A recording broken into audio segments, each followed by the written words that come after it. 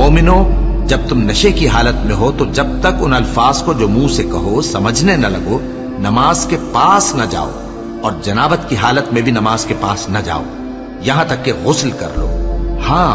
अगर बहालत सफर रास्ते चले जा रहे हो और पानी न मिलने के सबब गुस्ल न कर सको तो तयम्मुम करके नमाज पढ़ लो। और अगर तुम बीमार हो या सफर में हो या कोई तुम में से बैतुल खला से होकर आया हो या तुमने औरतों से मुकारबत की हो और तुम्हें पानी न मिले तो पाक मिट्टी लो और मुंह और हाथों का मसा करके तयम्मुम कर लो।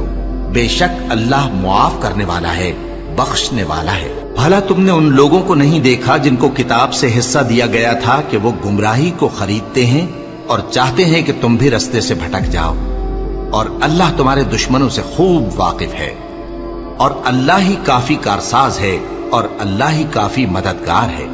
और ये जो यहूदी हैं,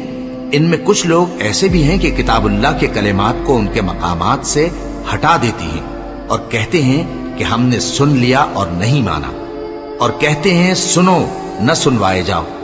और जबान को मरोड़ कर और दीन में तान की राह से तुमसे गुफ्तगू के वक्त राइना कहती हैं।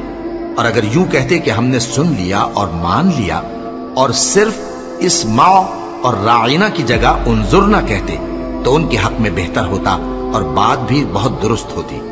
लेकिन अल्लाह ने उनके कुफ्र के सबब उन पर लानत कर रखी है, तो ये कुछ थोड़े ही ईमान लाती हैं। ऐ किताब वालों,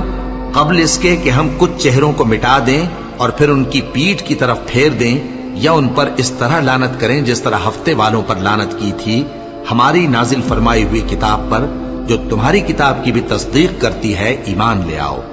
और अल्लाह ने जो हुक्म फरमाया सो समझ लो कि हो चुका। अल्लाह इस गुनाह को नहीं बख्शेगा कि किसी को उसका शरीक बनाया जाए, और इसके सिवा और गुनाह जिसको चाहे मुआफ कर दे, और जिसने अल्लाह का शरीक मुकर्रर किया उसने बड़ा बुहतान बांधा।